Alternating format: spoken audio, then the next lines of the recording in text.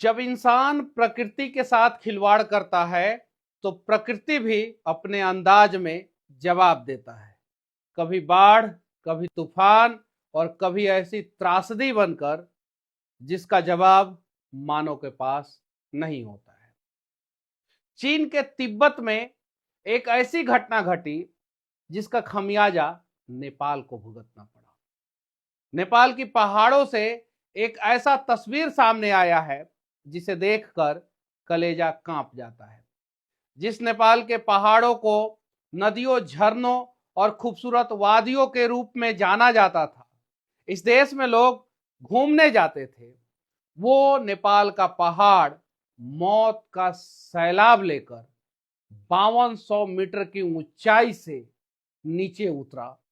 और जब उतरा तो इस प्रकार की तबाही मचाया कि इंसानों के पास किसी भी प्रकार का न जवाब था और ना ही भागने का समय था। इंसानी बस्ती इस प्रकार से टूटकर बिखरा जैसे मानो ताश का पत्ता हो।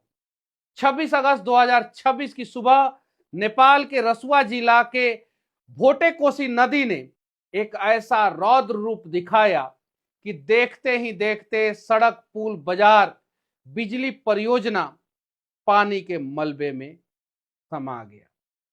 सबसे ज्यादा तबाही रसुआ के तिमुरे, रसुआगिरी और काठमांडू के ऊपरी हिस्से में मचा।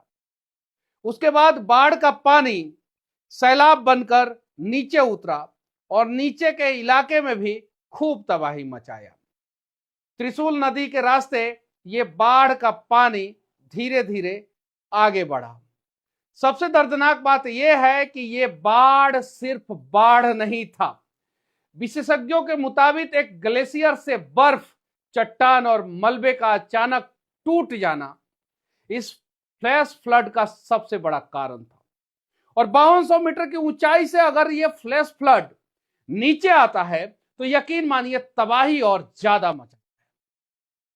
नेपाल और चाइना के इस चेक पोस्ट का वीडियो आप लोग देख रहे होंगे। देखने के बाद ऐसा उम्मीद लग रहा होगा कि मानो ये किसी फिल्म की शूटिंग का दृश्य हो, लेकिन सच्चाई यह है कि यह हकीकत है। बाढ़ के सैलाब में इतना ताकत था कि मिनटों तो भूल जाइए, सेकेंडों में इस पूरे चेक पोस्ट को बर्बाद कर दिया, तबाह कर दिया। और यहां पर बचने का किसी को मौका तक नहीं दिया। और अब सामने आ रहा आंकड़ा त्रासदी की भयानकता को बताता है। रात तक नेपाल में लगभग 200 लोगों की मौत हो चुकी है और 600 से ज्यादा लोग लापता बताए जा रहे हैं। इसमें स्थानीय लोग, सुरक्षाकर्मी, मजदूर और विदेशी पर्यटक भी बताए जा रहे हैं। भारत के भी 105 से ज्यादा लोग लापता बताए जा रहे हैं। रसुआ से शुरू हुई तबाही नुआकोट, धादिंगी और चितवन तक दिखाई दिया। चितवन में त्रिशूली और नारायणी नदी से शव बरामद किए जा रहे हैं। नेपाल पुलिस और सेना लगातार 100 और जीवित लोगों की तलाश में जुटी है। लेकिन सवाल सिर्फ ये नहीं है कि इतनी बड़ी त्रासदी कैसे हुई, सवाल यह भी है कि क्या इस त्रासदी को कम किया जा सकता था। और हां, अगर समय रहते सचेत होते तो शायद इस त्रासदी को कम किया जा सकता था।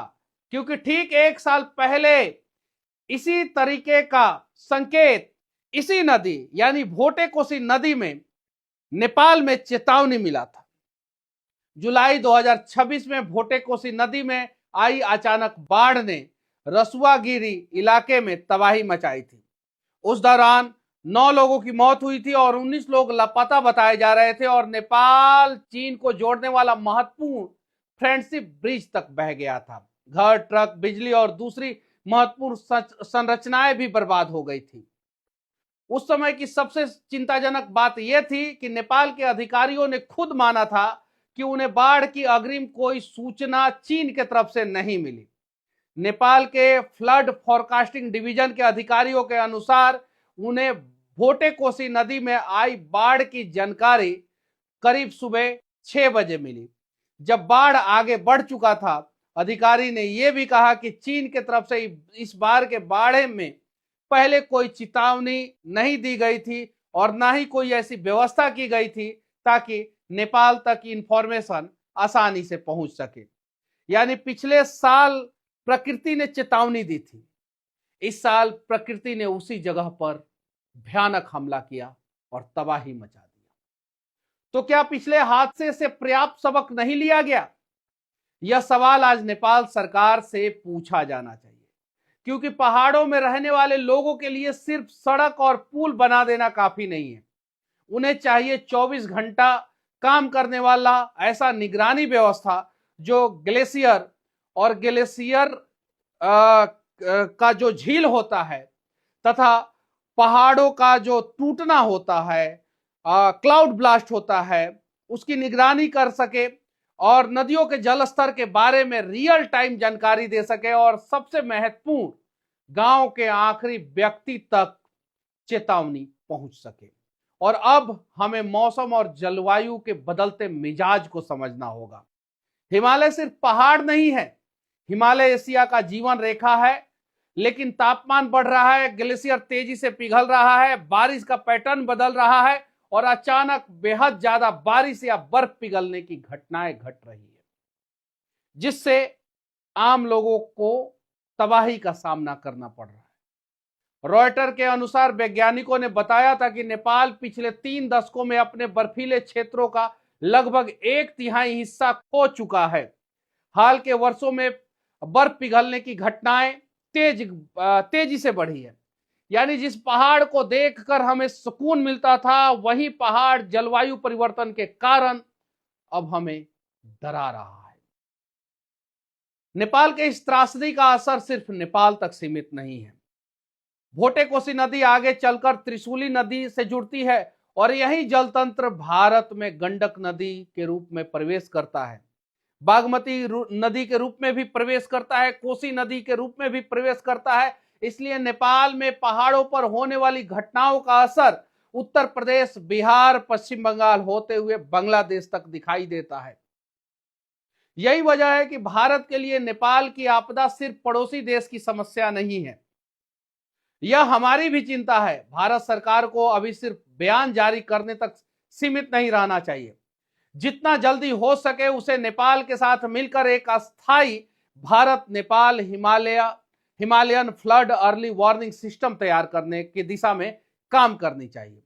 ग्लेशियरों की निगरानी के लिए संयुक्त सैटेलाइट सिस्टम हो, नदियों में रियल टाइम सेंसर लगाया जाए, चीन, नेपाल और भारत के बीच जहां संभव हो सके आपदा से जुड़ा डेटा तेजी से साझा करने की व्यवस्था हो, और जब पहाड़ों में कोई ग्लेशियर टूटे, झील फटे या नदी का जलस्तर अचानक बढ़े, चेतावनी सिर्फ सरकारी दफ्तरों तक नहीं बल्कि मोबाइल फोन और सायरनों के जरिए गांव के हर एक व्यक्ति तक, अंतिम छोर तक पहुंचाने की व्यवस्था करनी होगी। जितना जल्दी हो सके भारत सरकार को कदम उठाना चाहिए और नेपाल में एक बड़े स्तर का रिलीफ टीम भेजना चाहिए, हेलीकॉप्टर भेजना चाहिए और वहां के लोगों का जितना ज्यादा हो सके मदद करना चाहिए, क्योंकि नेपाल सिर्फ हमारा पड़ोसी देश नहीं है, नेपाल हमारा भाई है और भाई अगर संकट में है तो हम सभी का दायित्व बनता है कि इस दुख के घड़ी में हम नेपाल के साथ खड़े रहें, वहां के अधिकारियों के साथ समन्वय बनाकर